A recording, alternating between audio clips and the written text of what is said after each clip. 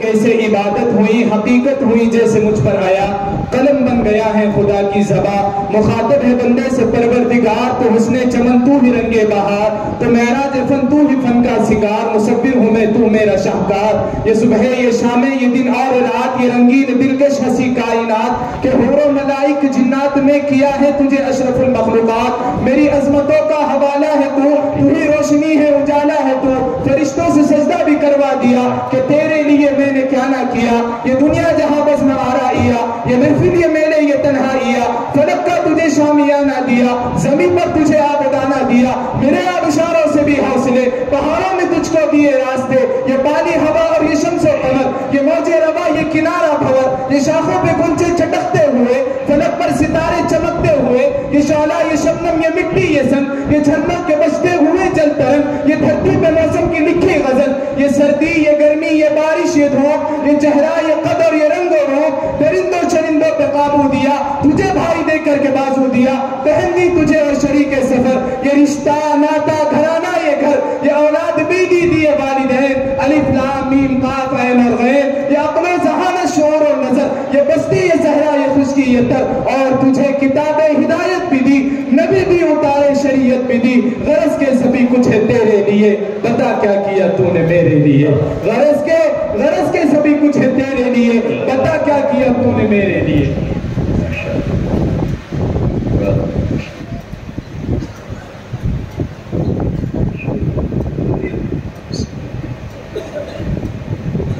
السلام علیکم ورحمۃ اللہ وبرکاتہ۔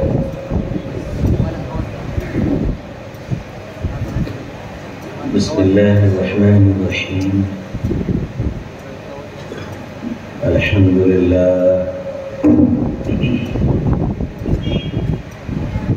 الحمد للہ وکفى وسلام علی عباده الذین اصطفى، اما بعد، الحمد لله رب العالمين، والعاقبة للمتقين، والصلاة على رسوله محمد وعلى آله وأصحابه أجمعين۔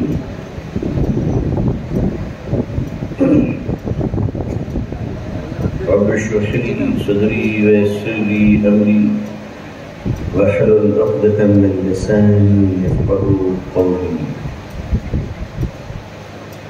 رب يسر ولا تعسر وتمم بالخير، رب زدني علما، رب زدني علما، اللهم رب زدني علما والحقني بالصالحين۔ فاعوذ باللہ من الشیطان الرجیم، بسم اللہ الرحمن الرحیم، لقد كان لكم في رسول الله أسوة حسنة، صدق الله العظيم وصدق رسوله النبي الأمي الكريم، اللهم صل على سيدنا محمد وعطرته بعدد كل معلوم لك، اللهم صل على سيدنا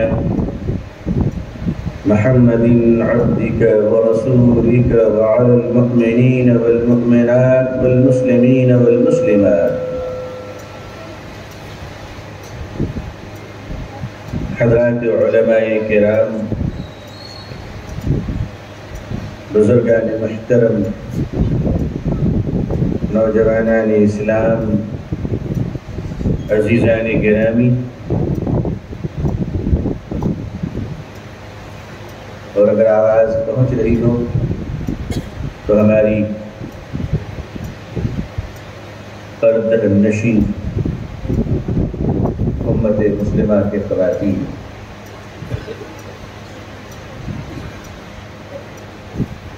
مسلمانوں کو ایک بات ذہن میں بٹھا لینی چاہیے کہ وہ عام انسانوں میں ہوتے ہوئے بھی کچھ اسپیشل ذمہ داریوں کے مالک ہیں.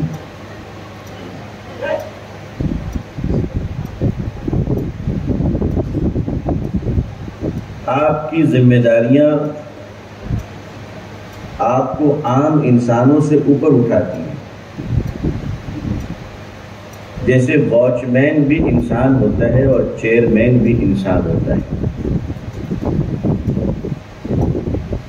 لیکن واچ مین اور چیئرمین انسان ہونے کے باوجود اپنی ذمہ داریوں کے لحاظ سے حیثیت میں بڑا فرق ہوتا ہے. اسی طرح مسلمان چاہے وہ ٹھیلے والا ہو، آلو والا ہو، پیاز والا ہو، آٹو والا ہو، جہاز والا ہو، منصب والا ہو، ممبر آف اسمبلی ہو، ممبر آف پارلیمنٹ ہو، کاؤنسلر ہو، انجینئر ہو، ڈاکٹر ہو، جو ہونا ہے ہو، اللہ ہم سب کو اچھا رکھے. ایک بات ذہن میں بٹھا لیجئے کہ بحیثیت مسلمان آپ پر کچھ رسپانسبلٹی ہے. اگر وہ رسپانسبلٹی آپ بیئر کریں گے، اگر آپ اس کو پوری کریں گے تو آپ صاحب عزت کہلائیں گے اس دنیا میں. میں آخرت کی بات نہیں کر رہا ہوں، ذہن نشی کر لیجئے. میں ابھی آپ کو قبر میں لے جا کے آخرت میں کھڑا نہیں کر رہا ہوں. یہ جو 50-60 سال کی انڈین لائف ہے، نیچرل لائف ہے، میں ذرا کہہ رہا ہوں کہ بھائی 50,000 سال اور نہ ختم ہونے والی جیون زندگی کو جنت میں گزارنے کی تمنا ایمان کے ساتھ ہمارا ہے. الحمدللہ ایمان کے ساتھ ہے نا بھائی. اس گزارنے کو 60 سال والی بھی تو ٹھیک سے گزار دو. آپ بتائیے 60 سال والا کون گزارے گا؟ ہم لوگ تو گزاریں گے. ہمارے یہاں تو ماشاءاللہ اتنے دلدار لوگ ہوتے ہیں کہ وہ کہتے ہیں حاجی صاحب یہ جو بازار والی زمین ہے یہ آپ ہم کو دے دو، جنت میں اللہ آپ کو دے گا. جنت میں مطلب جنت والی آپ لے لو، یہ دنیا والی مجھے دے دو.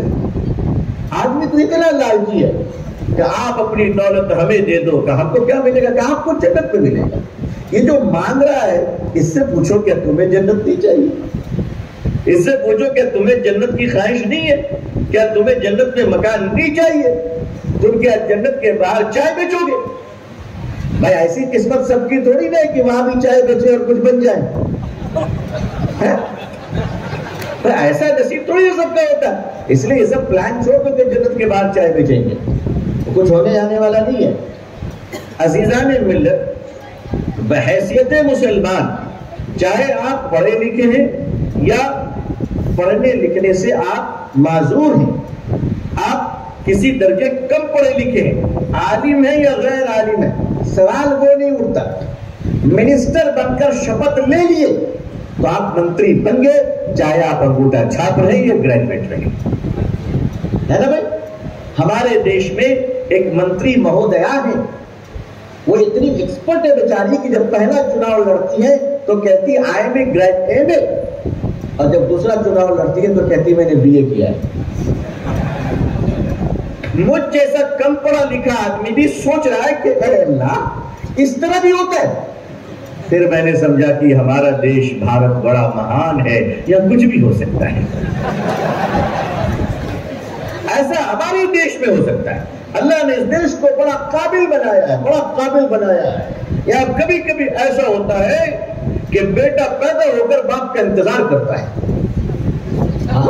ہمارے دیش میں چونکہ یہ جو ہمارا دیش ہے بھارت، دعا کرو کہ اللہ بھارت کو امن و شانتی کے ساتھ رکھے، اور اس دیش میں رہنے والے ہندو بھائی مسلمان بھائی گلے میں ہاتھ ڈال کر ایک دوسرے کے پیار کے ساتھ، ایک دوسرے کی محبت کے ساتھ ایک دوسرے کی سیوا کرتے چلے. بھائی چارگی کا مطلب یہ نہیں ہے کہ تم کھاؤ اور بھوکا رہے، اس کا مطلب یہ ہے اسلام یہ ہے کہ تم بھی کھاؤ اور ہمارا وہ بھائی بھی کھائے.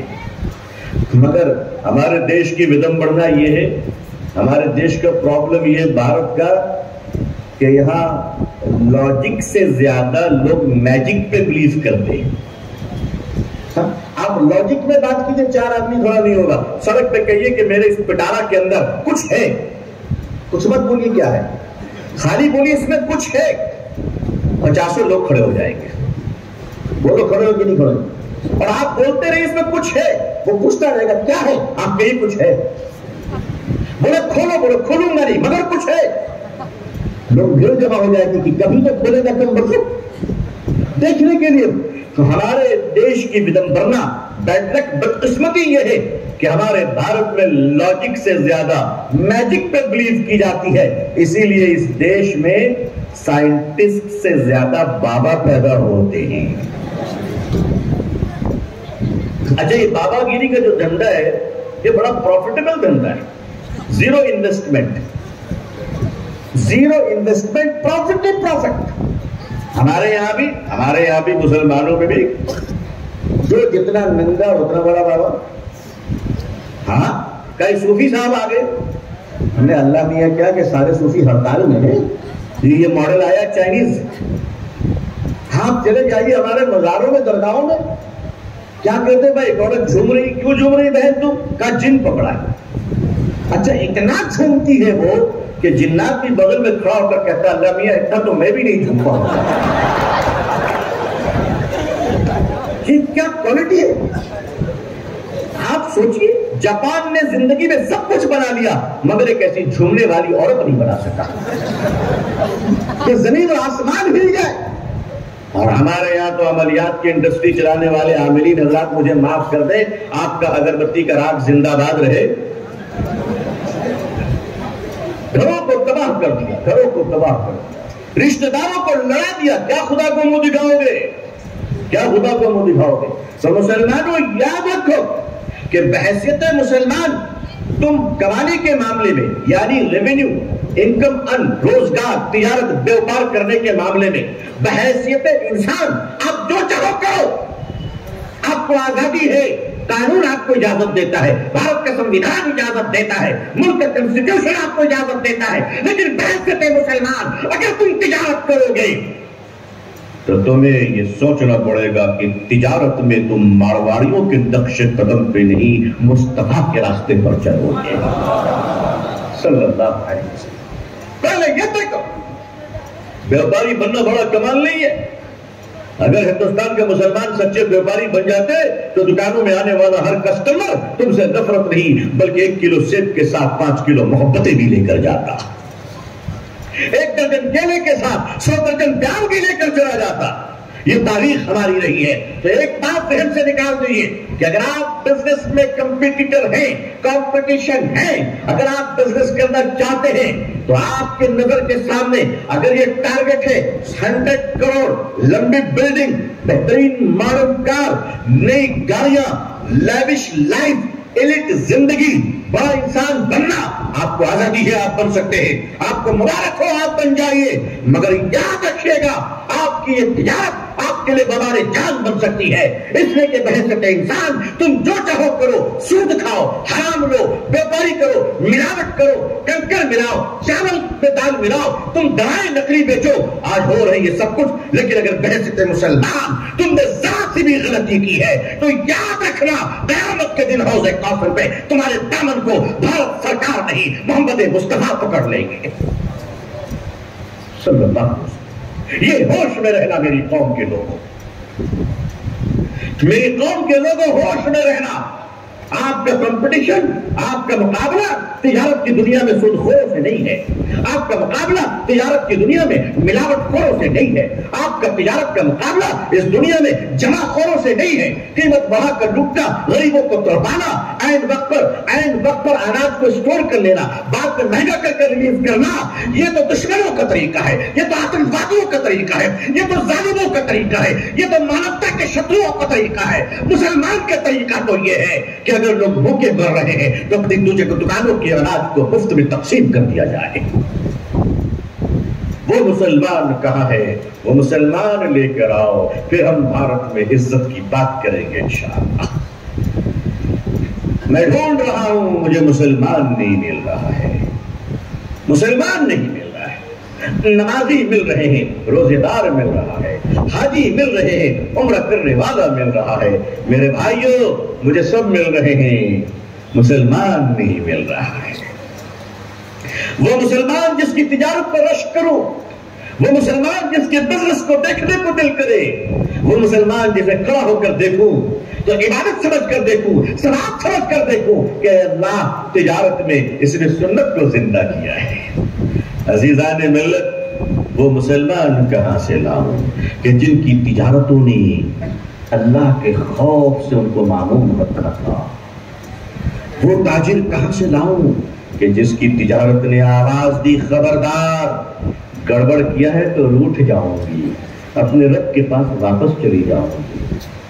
وہ صحابی رسول صلی اللہ علیہ وسلم، تجارت کی دنیا کے شہسواروں، تجارت کے دنیا کے سرتاجوں، بزنس کے دنیا کے مالداروں، تم نے اڈانی کا نام سنا ہے، تم نے امبانی کا نام سنا ہے، اللہ سے دعا کرو کسی دن رحمانی کا بھی نام سن لو گے انشاءاللہ۔ ارے بھائی دل بڑا کر کے دعا کرو نا، کیوں آپ لوگوں کا دل اتنا چھوٹا ہے؟ بھائی اللہ اگر امبانی کو دے سکتا ہے، اڈانی کو دے سکتا ہے، تو رحمانی کو نہیں دے سکتا ہے؟ بھائی دے اللہ، اللہ ہی سے تو مانگ رہا ہوں، کوئی بھارت سرکار سے تو مانگ نہیں رہا ہوں۔ آپ نے بزنس کے دنیا میں امیزون کا نام سنا ہے، آپ نے بزنس کے دنیا میں بل گیٹس کا نام سنا ہوگا، آپ نے بزنس کے دنیا میں آج کل نئے نئے ایلن مسک کا نام بھی سنا جا رہا ہے۔ عزیزان ملت، لیکن بزنس کی دنیا کا ایک بے تاج بادشاہ کا نام بتاؤں آپ کو۔ وہ بے تاج بادشاہ ایک معمولی طالب علم ہونے کی حیثیت سے لاجیکل ٹو دی پوائنٹ، اور آپ کے پاس حساب کتاب کرنے کی کیپیسٹی ہو تو کر کے دیکھ لیجئے، بڑے اطمینان ذمہ داری کے ساتھ عرض کر رہا ہوں، چیلنج اس لیے نہیں کروں گا کہ چھوٹا آدمی ہوں، یہ بڑے لوگوں کا کام ہے عزیزان ملت، لیکن ایک ذمہ داری کے ساتھ آپ سے بات کروں۔ ایک ایسے تاجر کا نام آپ کو بتانا چاہتا ہوں کہ آج 1450 سال گزر جانے کے بعد بھی اس کی کیپٹل کے برابر دنیا کے کوئی بزنس مین نہیں پہنچ سکا۔ میں کیپٹل کی بات کر رہا ہوں، دوبارہ سنیے، بہت دھیان سے ذمہ داری کے ساتھ بات کر رہا ہوں الحمدللہ، کہ آج تک اس کے کیپٹل کے برابری میں دنیا کے ایک بزنس مین ہمیں آپ نہیں بتا سکتے، اور وہ بزنس مین تھے ہائے ہائے مکے سے بے سر و سامانی کی حالت میں ہجرت کر کر مدینہ آنے والا، حضور صلی اللہ علیہ وسلم کی آواز پر لبیک کہنے والا مہاجر صحابی ہے، عشرہ مبشرہ ہے، ٹاپ 10 میں ہے۔ ٹاپ 10 کا مطلب کیا ہے؟ صحابہ سارے پاک ہیں، صحابہ سارے اللہ کے محبوب بندے ہیں، صحابہ بخشے بخشائے ہیں، اللہ نے سب کو معاف کیا، صحابہ کا بڑا اونچا مقام ہے، صحابہ سے بغض رکھنا یہ گناہ کبیرہ ہے، صحابہ سے محبت ایمان کی دلائل ہے۔ صحابہ جنتی نہیں تو کون جنتی ہے؟ جن کو رسول اللہ صلی اللہ علیہ وسلم نے تیار کیا ہو، بھائی ان کی جنت تو ان پر زیادہ لازم ہے۔ صحابہ کی جماعت ہے، سارے صحابہ کی جماعت میں بھی ٹاپ 10 عشرہ مبشرہ یعنی 10 صحابہ عظیم ہیں۔ ایسے عظیم کیوں عظیم ہے؟ اس لیے کہ دنیا میں سرکار دو عالم خاتم النبیین رحمت للعالمین طٰہٰ اور یاسین مدثر و مزمل شافع محشر نے ساقی کوثر نے ہادی عالم نے رحمت للعالمین نے صلی اللہ علیہ وسلم نے اس دنیا میں اعلان کر دیا یہ میرے 10 صحابی یہ کنفرم جنتی ہیں، کنفرم جنتی ہیں، یعنی جن کے جنتی ہونے پر اگر شبہ کر لیا جائے تو ایمان سد ہو جائے گا، ایمان سلب ہو جائے گا۔ وہ کون ہے؟ وہ عظیم صحابی حضرت عبد الرحمن بن عوف رضی اللہ تعالیٰ عنہ، اتنے غریب کہ مکے سے آئے تو کچھ نہیں ہے، رسول عربی صلی اللہ علیہ وسلم کی خدمت میں بیٹھے ہوئے تھے، آپ نے فرمایا یا رسول اللہ صلی اللہ علیہ وسلم مجھے بیوپار آتا ہے، تجارت آتی ہے، بزنس کا سلیقہ آتا ہے، آپ دعا فرما دیجئے، میں مدینے کے بازار میں کاروبار شروع کرنا چاہتا ہوں۔ پیارے آقا صلی اللہ علیہ وسلم نے دعا دی عبد الرحمن بن عوف کو اور فرمایا جاؤ نبوت کی سنت کا ایک چراغ تم روشن کر دو۔ نبوت میں تجارت بھی شامل ہے، نبوت نبیوں کے کردار میں تجارت بھی شامل ہے، نبیوں کے کردار میں بکریاں چرانا بھی شامل ہے، نبیوں کے کردار میں گھر چلانا بھی شامل ہے۔ نبیوں کے کردار تو یہی ہے انسان کے پاس رہ کر اس کو سنوارتے ہیں، بناتے ہیں۔ حضرت عبد الرحمن بن عوف رضی اللہ تعالیٰ عنہ مدینے کے بازار میں آتے ہیں، اسٹارٹ کی بزنس بالکل اسٹارٹنگ کیپٹل تھوڑا سا پنیر، اور چند چمچے گھی. کاروبار یہاں سے شروع ہو رہا ہے. دیکھو بھائی، مقدر کا سکندر آدمی تعویذ پہننے سے نہیں بنتا ہے، اللہ کے فضل سے بنتا ہے نا؟ یہ جو دکانوں میں 6 تعویذ لٹکائے ہوئے کہ شیطان بھاگ جائے گا، اور دکان کھولنے والا جو دکان کا مالک ہے اس کا کیریکٹر یہ ہے کہ صبح میں 10 بجے سو کے اٹھتا ہے. تعویذ کیوں لگایا ہے؟ کس کو بھگانے کے لیے؟ اور یہاں سو کر خود کیا بنا ہوا ہے؟ قرآن پڑھتا نہیں ہے، استنجے میں پاک نہیں ہے، غسل کے طریقے معلوم نہیں ہے، صبح اٹھتے ہی فون میں 20 جھوٹ بولتا ہے، اس کے بعد دکان جاتا ہے بغیر بسم اللہ کے کھولتا ہے اور پھونکی ہوئی اگربتی کو جلاتا ہے. سمجھتا ہے شیطان بھاگ جائے گا. اگر اس میں طاقت ہوتی اور شیطان بھاگتا تو تم سب سے پہلے بھاگ جاتے، اس لیے کہ تم خود بڑے شیطان ہو اپنے کاروبار میں. مسلمانوں، ایک کاروباری مسلمان کیسا بن سکتا ہے تاجر؟ مسلمانوں نے تو تجارت سیکھی نہیں ہے.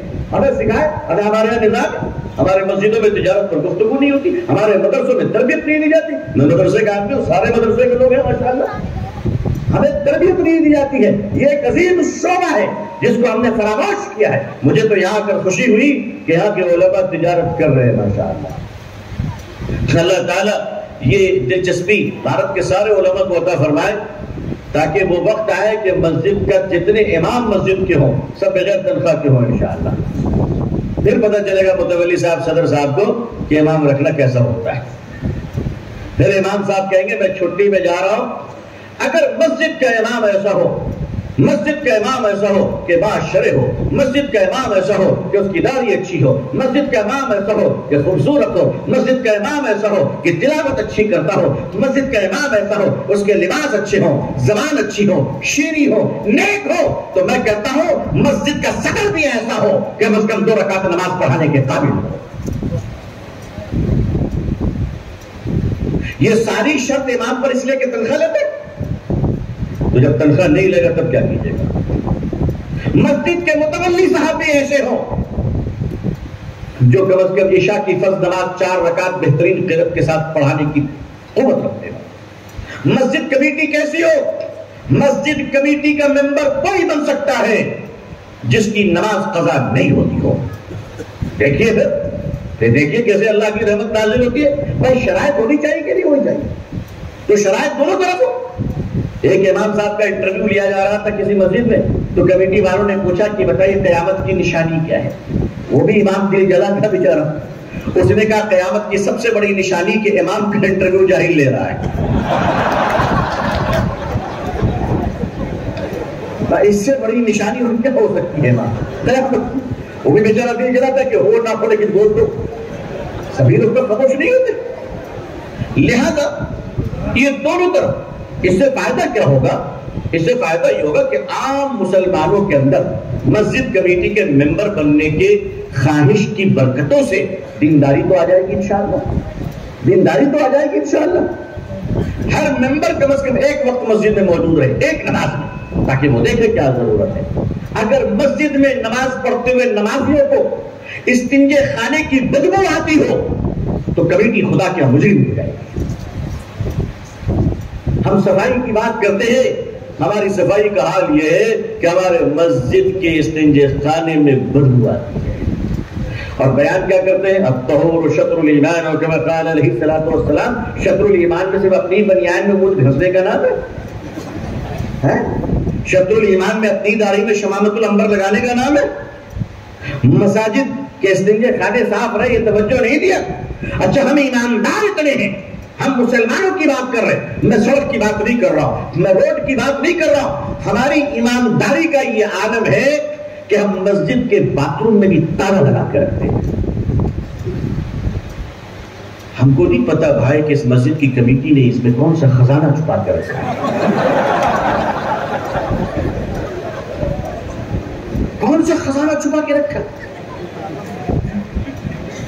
یہ ایڈی والے اتنا چھاپا مار رہے ہیں، ان کو مسجدوں کا باتھ روم نظر نہیں آ رہا.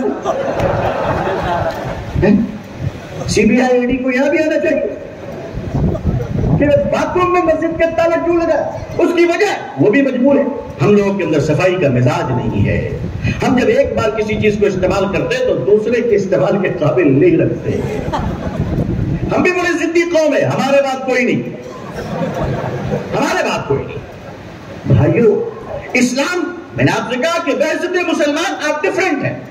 آپ عام مسلمان لوگوں کی طرح نہیں ہیں. آپ جب استنجے خانے میں جائیں گے تو ہر مسلمان استنجا کرنے سے پہلے پانی بہائے اور استنجے کے بعد پانی بہائے, تاکہ میرے بعد آنے والے بھائی کو اطمینان ہو جائے. یہی تو مسلمانوں کا حق ہے. مسلمان کا بولو حق ہے کہ نہیں؟ اچھا, یہ مسلمان کا حق ہے کہ نہیں ہے؟ واش بیسن میں ہاتھ دھو رہے, 1-1 کلو گٹکا کا تھوک آپ بتائیے صاحب کہاں چھپائے ہوئے تھے بھائی؟ کیا ہو گیا میری قوم کے لوگوں, تم کو کیا ہو گیا؟ تمہارے اتنے خوبصورت چہرے ہیں ماشاءاللہ کہ تمہارے بچے دیکھ کر خوش ہو جاتے ہیں میرے ابو کتنے اسمارٹ ہیں, اور اس اسمارٹ چہرے کو تم نے 1-1 روپے کا گٹکا کھا کھا کر تباہ کر لیا, تباہ کر لیا. کتنی بیماری ہے اس میں. اور پھر جہاں آپ تھوکتے ہو وہاں کتنی گندگی محسوس ہوتی ہے, وہ رہتی کہ نہیں ہوتی. ایک مسلمان کے گھر کے دروازے پہ تھوک کے نشانات, مدرسوں کے دروازے پہ تھوک کے نشانات. افسوس ہوتا ہے مجھے کہ ہم کتنے انکلچرڈ, انسیولائز کمیونٹی ہوتے چلے جا رہے ہیں. اور ہم کہتے ہیں اس دیش میں ہماری بھی پوزیشن ہے. پوزیشن مانگنے سے نہیں ملتی ہے, بنانے سے ملا کرتی ہے. آپ اپنی پوزیشن بنائیے, دنیا سلام کرے گی انشاءاللہ. انشاءاللہ. صفائی کا نظام کیا ہے؟ ہماری ایمانداری کا یہ حال ہے کہ ہم جب مسجدوں میں اپنے قیمتی جوتے اتارتے ہیں تو سجدے میں سبحان رب الاعلیٰ سے زیادہ ہم کو اپنے جوتے کی یاد آتی ہے. یہ ایمانداری کا عالم ہے کہ اپنی مسجدوں میں سکون سے نماز بھی نہیں پڑھ سکتے. اے ظالموں, بتاؤ تم نے کیا کر رکھا ہے. مسجدوں میں چوریاں ہو رہی ہیں. مسجد کمیٹی کی ذمہ داری ہے کہ اپنی مسجدوں میں اتنا اچھا لاکر کا انتظام کریں, چھوٹے چھوٹے لاکر باکس بنائیں تاکہ لوگ اپنی چیزیں اس میں رکھیں, لاک کریں, چابی اپنے پاس رکھیں, اطمینان سے نماز کو پڑھیں انشاءاللہ. انشاءاللہ. بعض مسجدوں میں ہم نے دیکھا کہ کولر کے اوپر گلاس ہے, گلاس چین سے بندھی ہوئی ہے. تو میں نے پوچھا یہ کیا مغلیہ دور کے بہادر شاہ ظفر کا آخری گلاس ہے؟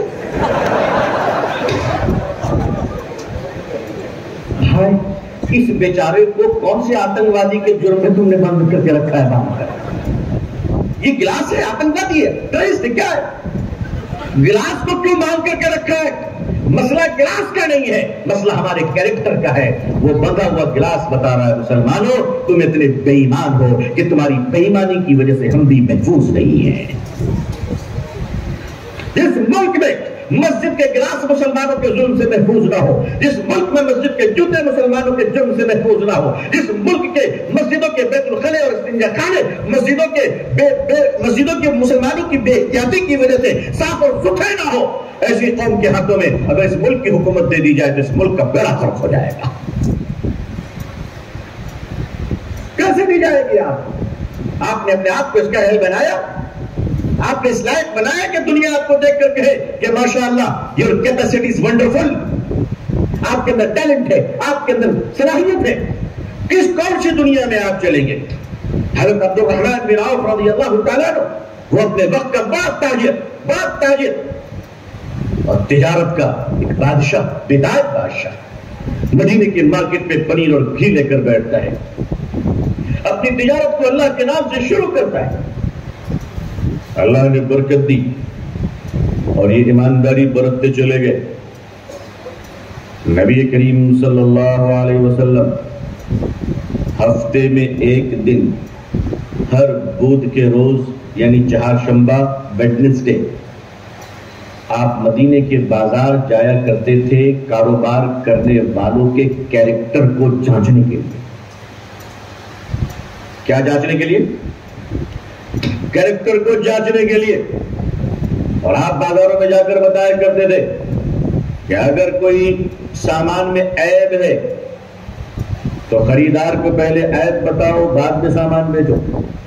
یہ نبی کا کردار ہے نا, یہ نبی کا کردار ہے صلی اللہ علیہ وسلم. میرے نبی کا کردار یہ ہے, اوپر اچھا سامان, نیچے غلط سامان، اوپر بڑی سائز نیچے چھوٹی سائز، اوپر سوکھا نیچے بھیگا، نہیں نہیں نہیں، برابر رکھو، صاف رکھو، ستھرا رکھو، لوگوں کو بتاؤ، اس لیے کہ تم نفع اور نقصان کے بندے نہیں ہو، نافع اور ضرار، نفع پہنچانے والا، نقصان سے بچانے والے کے بندے ہو۔ ہم بندے کس کے ہیں؟ اللہ کے، اور اللہ کے ناموں میں ایک نام کیا؟ نافع۔ نافع کا مطلب نفع دینے والا۔ تو یہ بتاؤ کہ نفع کسٹمر دے گا یا اللہ دے گا؟ بولو بھائی، نفع کسٹمر دے گا اللہ دے گا؟ ساری دنیا کہتی ہے نفع کسٹمر سے ہوگا، مسلمان کا ایمان کہتا ہے کہ نفع اللہ سے ہوگا۔ سامان اس طرح بیچو، سامان بیچنے کا میرے نبی نے طریقہ سکھایا صلی اللہ علیہ وسلم۔ سیدنا حضرت عمر بن خطاب رضی اللہ تعالیٰ نے ایک بار اچانک مارکیٹ کے انسپیکشن میں آگے دیکھا کہ ایک نیا نوجوان بیوپار کے لیے بیٹھا ہوا ہے۔ حضرت عمر رضی اللہ تعالیٰ نے اس کو دیکھا کہ نیا بچہ ہے، سلام کیا، کہا بیٹا کب سے آئے ہو؟ انہوں نے کہا کہ حضرت آج کل سے بیٹھا ہوں۔ آپ نے دیکھا اور پوچھا اچھی بات ہے، تجارت کرو، مگر تجارت کرنے کا سلیقہ سیکھ لیا ہے؟ مطلب آج کی لینگویج میں بزنس مینجمنٹ کر لیا؟ آج کی بزنس مینجمنٹ تو بڑی عجیب مینجمنٹ ہے بھائی، پڑھا لکھا وائٹ کالر کرمنل بنائے جا رہے ہیں۔ کمپیوٹر کا ایک سوئچ دابو، 1 کروڑ آدمی کے جیب سے 50 پیسے نکال لو، 50 لاکھ ہو گیا نا ہر مہینے۔ اب آپ کی تنخواہ 3 لاکھ، میں چوری کر کے 50 لاکھ دیا، مہینے میں 3 لاکھ مجھے سیلری ملی، تو پھر بھی 47 لاکھ چوری کے تو ملے کمپنی کو؟ بولو ملے کہ نہیں ملے؟ یہ میں ساروں کی بات نہیں کر رہا ہوں، مگر یہ ہو رہا ہے دنیا میں جتنے کرائم ہو رہے ہیں، یہ کرائم جاہلوں سے نہیں ہو رہے۔ وہ تو بیچارہ غریب تھا جو پاکٹ ماری کرتا تھا، بس پہ چڑھ کے 2 روپے کماتا نہیں تھا، شام میں 30 جوتے کھاتا تھا۔ اور پھر لیکن آج کے جو پاکٹ مار ہے، آپ تو سوچ بھی نہیں سکتے، گھر میں بیٹھ کر پورے اکاؤنٹ کو اڑا لے رہا ہے۔ سوچیے کتنا پڑھا لکھا ہے، کتنا پڑھا لکھا ہے۔ اگر سائنس کی دنیا میں ایک ناسا ہے تو جھارکھنڈ کی دنیا میں ایک چائے باسا ہے، اور جام تارا ہے۔ آپ چلے جام تارا وغیرہ، جہاں لوگ اپنے کمروں میں بیٹھے ہوئے اور 50 لاکھ اکاؤنٹ سے اڑا لے رہے ہیں۔ کیا دماغ ہے، لیکن اپنے دماغ کا استعمال کتنا غلط ہے۔ آپ دیکھو کس طرح سے جرم کر رہے ہیں۔ آپ سوچئے کوئی بوڑھی بیوہ عورت ہے، اپنی بیٹی کی شادی کے لیے پیسہ رکھی ہو، کوئی ریٹائرڈ آدمی ہے، چاہے وہ شرما جی ہو، ورما جی ہو، ارجن جی ہو، مسلمان ہو، ہندو ہو، اپنے علاج کے لیے اکاؤنٹ میں پیسے رکھے، تم نے اس کے پیسے کو اڑا لیا۔ ٹھیک ہے، تم اس پیسوں سے عیش تو کر لو گے، مگر اس کی بددعاؤں سے دنیا میں بھی تم جلو گے اور قیامت کے دن جہنم میں بھی جلو گے۔ سیدنا حضرت عمر فاروق رضی اللہ تعالیٰ نے پوچھا تم نے بزنس سیکھا ہے؟ اس نے کہا کہ نہیں۔ آپ نے فرمایا دکان بند کرو، مسجد نبوی میں چلے جاؤ صلی اللہ علیہ وسلم، اور وہاں کچھ صحابہ تجارت کی سنتیں سکھا رہے ہیں، جا کر پہلے تجارت کی سنت سیکھ لو۔ ہمارے شہر میں بھی ہونا چاہیے کہ ہمارے علماء کرام کی ایک جماعت ہو جو ہفتے میں بیوپاریوں کو تجارت کی سنت سکھائے، اس لیے کہ پوری دنیا میں اسلام جو پھیلا ہے اس کا سب سے بڑا راستہ تجارت ہے۔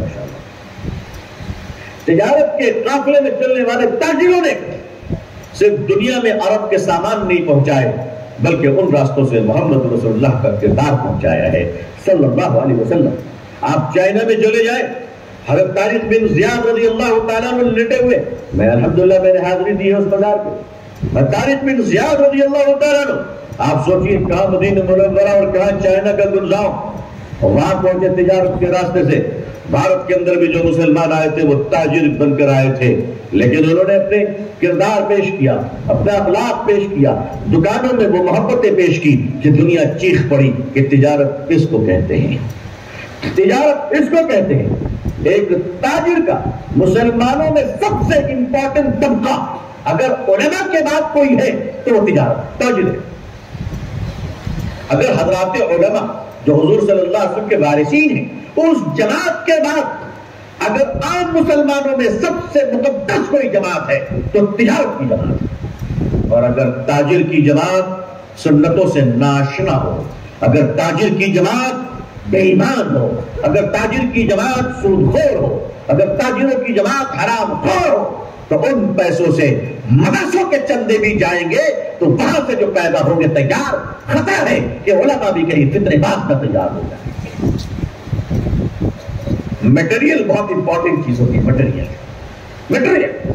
उन्हीं ताजिरों के पैसे से जब मस्जिद बनेगी तो मस्जिद ऐसी तो होगी, कालीन तो होगी, इमाम तो अच्छे होंगे, सब कुछ हो गए, मगर हर रकत में फितना ही फितना होगा, फितना ही फितना होगा। मस्जिद को मस्जिद ज़रार बनने से अगर बचाना है तो पैसे सही आने चाहिए।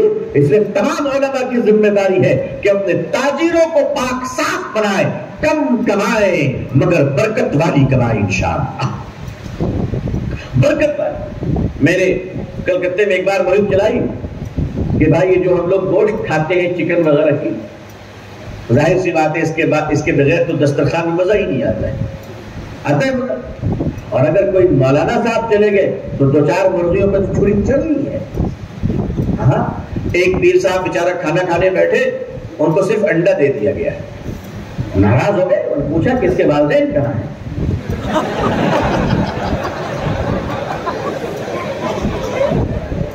तो अंदर से आवाज आई, हुजूर 1 हफ्ते से मुस्तकिल लोग आ रहे हैं पीर साहब, ये बच्चे यतीम हैं, कोई बचे नहीं अब वालिदैन। तो ये भाई जब गोश्त के बगैर हमारा पेट भरता नहीं हो, भरना भी नहीं चाहिए, गोश्त खाना चाहिए माशाअल्लाह, बिल्कुल गोश्त खाना चाहिए। लेकिन अजीज़ान मिल्लत, मैंने बड़ा गौर किया कि हमारे देश में गोश्त पे आफत क्यों आ रही है, आफत क्यों आ रही है। मैंने इस पहलू पे भी गौर किया कि गोश्त पे आफत क्यों आ रही है। हुकूमतें आते ही कहती है गोश्त बंद, वजह क्या है? वजह ये भी मुझे लग रहा है कि अल्लाह की तरफ से है। मेरे भाइयों, गोश्त का कारोबार दुनिया के बेहतरीन कारोबार में एक कारोबार है, दुनिया के बेहतरीन कारोबार है। हलाल जानवर की बात करो, हलाल जानवर की शुरुआत कैसे होती, बोलिए बिस्मिल्लाहि अल्लाहु अकबर, है ना भाई? इसकी शुरुआत देखिए, बिस्मिल्लाहि अल्लाहु अकबर। इसके गोश्त इस्तेमाल में, इसकी चमड़ी इस्तेमाल में, इस जानवर की हड्डियां इस्तेमाल में, इसके खून इस्तेमाल में, इसकी आंतें इस्तेमाल में, इसके पेट से निकलने वाले फुजलात वो भी इस्तेमाल में।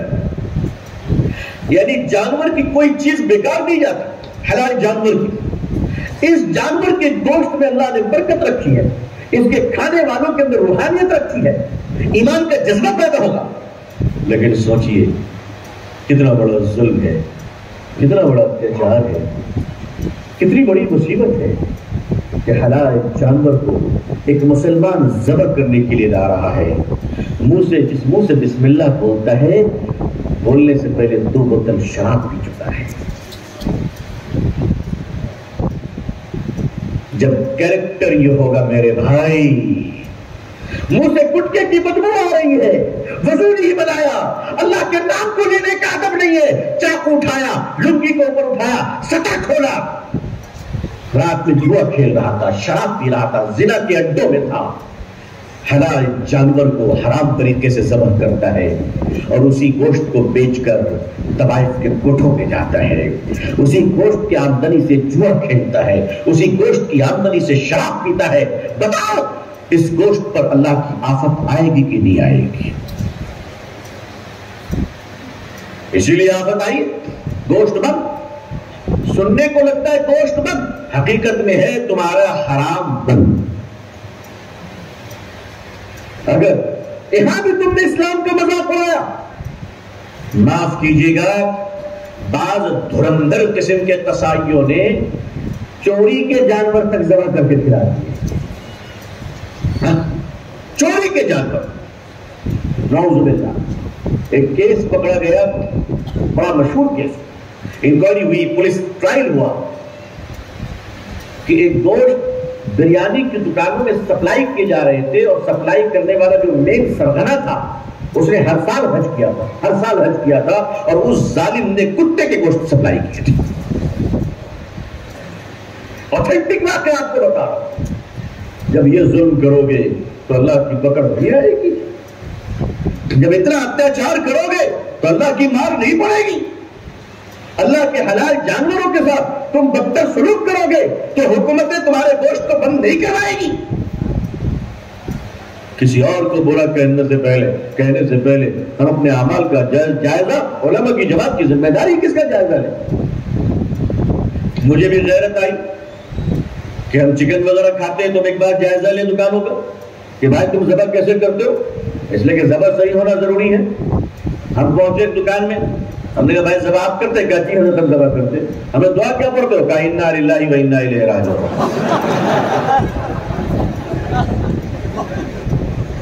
میں نے کہا اللہ آپ کو اپنے رحم کرے.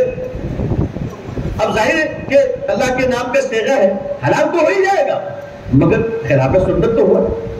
سنت کیا ہے اتنا بھی ہمیں معلوم نہیں, اور آپ نے دوڑنے سے صاحب یہ بون پیس ہے, یہ کباب پیس ہے, یہ چاپ پیس ہے, یہ لیگ پیس ہے, ساری پیس ہے, حلال پیس ہے.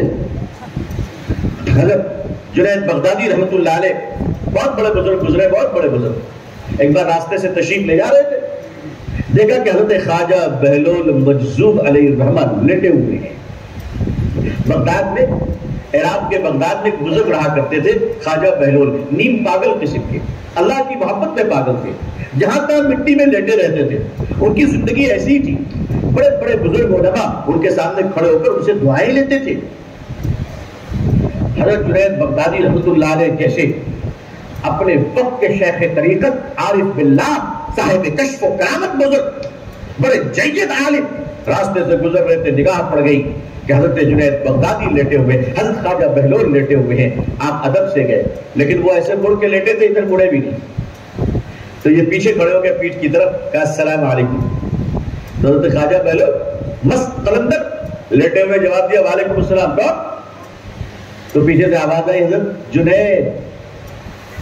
ہم لوگ ہوتے تو ہم اپنا نام نہیں بولتے, تو وہ مرید کرتے نام لینے کے لیے. کہا حضرت صوفی باصفہ پیر طریقت, ہزاروں مرید کے بے پناہ سرپرست. اتنا لمبا کارڈ پڑھ سکتے تو کارڈ بھی پڑھ لیجیے. گلی کے اخبار میں تو خلافت نامہ چھپا تھا ہمارا, آپ نے پڑھا نہیں؟ ہم سے بڑا کوئی ہے صاحب تصوف. مارکیٹنگ کی بھی حد ہو گئی صاحب, حد ہو گئی مارکیٹنگ, انتہا کر دی. لوگوں نے اپنی شہرت کی ذلت کی, اتنا نیچے گر گئے کہ صبح ٹیلی فون پر بیٹھ ہوتے ہیں تو شام میں واٹس ایپ پہ خلافت آ جاتی. تصوف کو بھی چائنیز بنا دیا, یوز اینڈ تھرو. جیب پہ پیٹ پہ سب میں پیر مل رہے ہیں. ہمیں تزکیہ کرو, رو اللہ کے سامنے, تڑپو اللہ کے سامنے. مقام تو اللہ دیا کرتا ہے. محبوبیت یہ عطائی ہے, کسبی نہیں ہوا کرتی. یہ محبوبیت اللہ دیتے ہیں. 500 پبلک آگے پیچھے مسافت کر لی, اس سے محبوبیت کی دلیل نہیں ہے. یہ محبوبیت کی دلیل تو یہ ہے اللہ فرمائے یہ میرا بنتا ہے, میرا. لوگ سمجھتے میں بڑا دین کا کام کر رہا ہوں. ارے بھائی کون سا دین کا کام کر رہے ہیں آپ؟ دین کا کام تو اللہ فاسق کو فاجر سے بھی لے لیتا ہے. دین کا کام اللہ فاسق کو فاجر سے بھی لے لیتا ہے. دین کا کام کرنا مقبول ہونے کی علامت نہیں ہے, دین پر جم جانا یہ اللہ کے یہاں محبوب ہونے کی علامت ہے. دماغ ہمیں درست رکھنا چاہیے, دماغ صاف رکھنا چاہیے, اپنے عبادت کے غرور میں نہیں آنا چاہیے. پوچھا کون؟ فرمایا حضرت جنید. حضرت خواجہ بہلول رحمت اللہ علیہ نے فرمایا کہ اچھا وہی جنید جو بڑی واز کرتا ہے, بڑی نصیحتیں کرتا ہے, لوگوں کو اللہ کے دین کی باتیں بتاتا ہے. تو حضرت جنید بغدادی رحمت اللہ علیہ اور ہزاروں مرید پیچھے پڑ گئے. اچھا مریدوں نے سمجھایا بھی تھا کہ حضرت پاگل آدمی ہے. حضرت نے فرمایا خاموش رہو. حضرت نے فرمایا جی حضرت وہی جنید ہے. حضرت کچھ نصیحت کر دی. اللہ, حضرت جنید بغدادی فرما رہے حضرت کچھ نصیحت کر دی. آپ سوچئے اتنے بڑے عالم, ہماری حیثیت کیا ہوگی؟ ان بزرگوں کی جو سڑی ہوئی جوتیاں جہاں ہوں گی نا, اگر وہاں بھی بیٹھنے کا موقع مل گیا تو قسمت کے طالب بن جائیں گے. حضرت خواجہ بہلول رحمۃ اللہ نے لیٹے لیٹے فرمایا کھانے کے آداب معلوم ہے؟ ہمارے جو 3 جماعت میں جاتا ہے بیچارہ وہ بھی مفتی صاحب کو آداب سکھلا دیتا ہے. اتنا سیکھ کے آتا ہے ماشاءاللہ, ہے نا بھائی. کھانے کے آداب پوچھا کہ کھانے کے آداب معلوم ہے؟ حضرت جنید بغدادی رحمۃ اللہ علیہ نے بات بتایا آداب کہ جی حضرت ہاتھ دھو کر پہلے بیٹھنا. کیا دھو کر؟ جی آج کل تو ہم لوگ دسترخوان پہ ہی ہاتھ دھونے کا منگواتے اور وہی برش مسواک کلی کلا.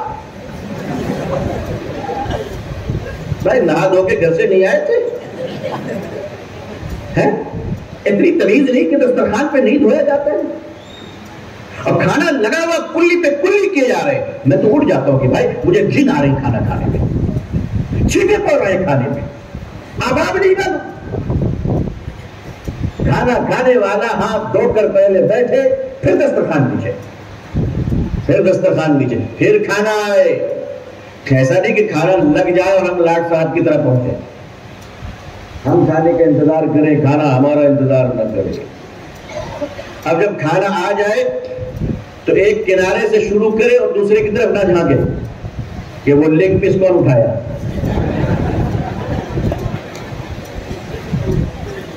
جب کھائے بھی جانے کا وہ والا بھی دو، وہ والا بھی دو، وہ والا بھی دو. بھائی صبر رکھو. ہم نے تو سنا ہے کہ آدمی اپنی قسمت سے کھاتا ہے نا بھائی. تو دسترخوان پہ جتنا آئٹم ہے اس میں جو تمہارے مقدر میں اللہ نے رکھا ہے تم ضرور کھاؤ گے بھائی. تمہارے کھانے کے بغیر تم دنیا سے مر ہی نہیں سکتے، مر ہی نہیں سکتے. تو اطمینان رکھو، صبر رکھو نا بھائی، صبر رکھو. کیوں اتنا پریشان ہو رہا ہے؟